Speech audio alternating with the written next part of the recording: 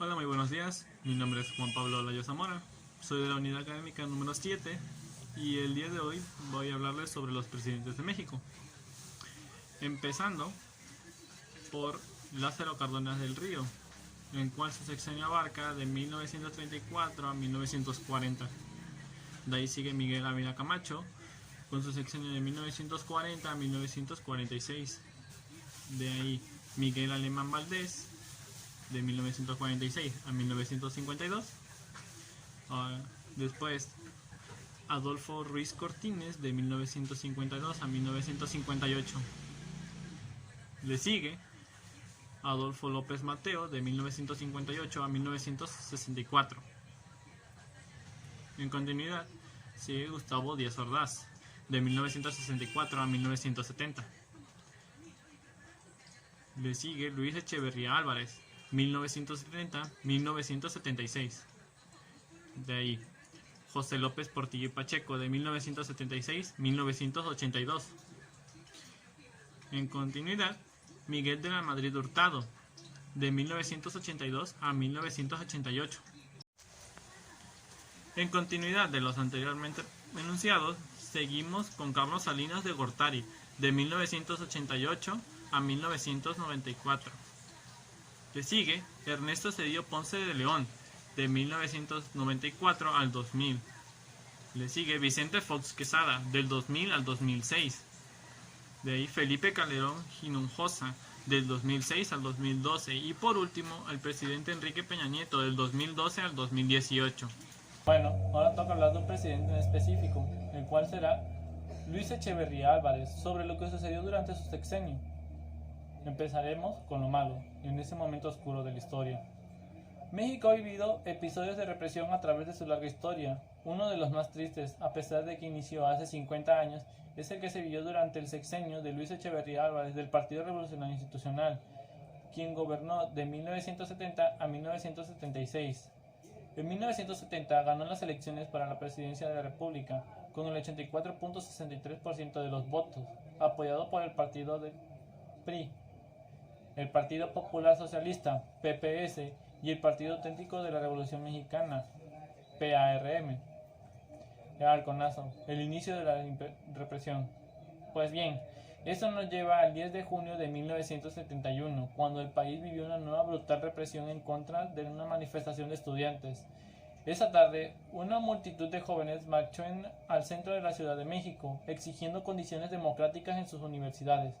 De acuerdo con la crónica de Emiliano Pérez Cruz, los Halcones, un grupo de paramilitares al servicio de o que entonces era el Departamento del Distrito Federal, disolvió la marcha a pedradas para después emboscarlos y soltarles ráfagas de metralla.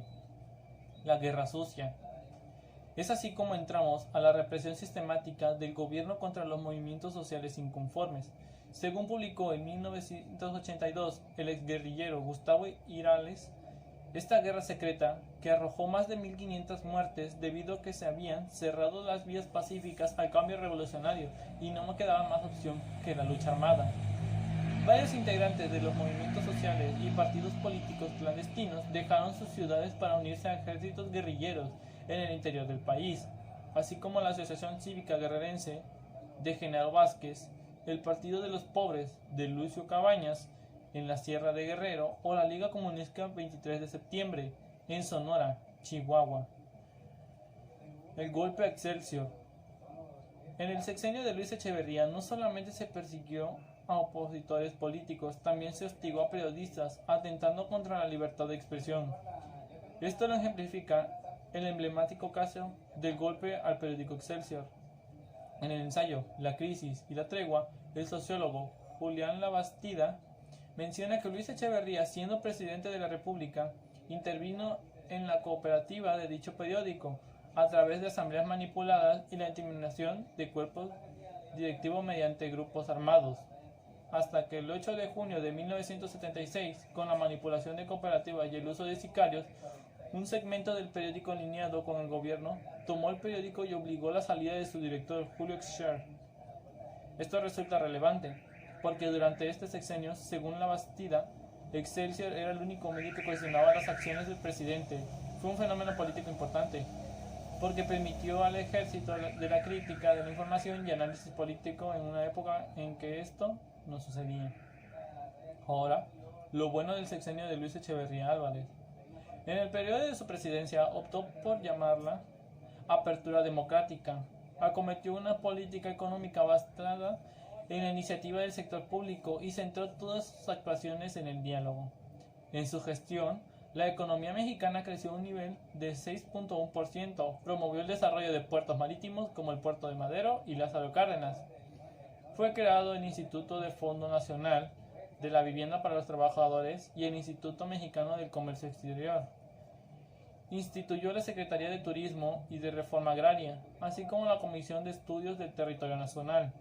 Repartió alrededor de 16 millones de tierras a los campesinos. Creó la Comisión Nacional Tripartita, formada por empresarios y funcionarios políticos para solucionar la crisis económica de México. Después de reformarse la Constitución y la Ley Federal del Trabajo de 1970, se reformaron propuestas por la Subcomisión de Vivienda e promulgó la Ley Infonavit.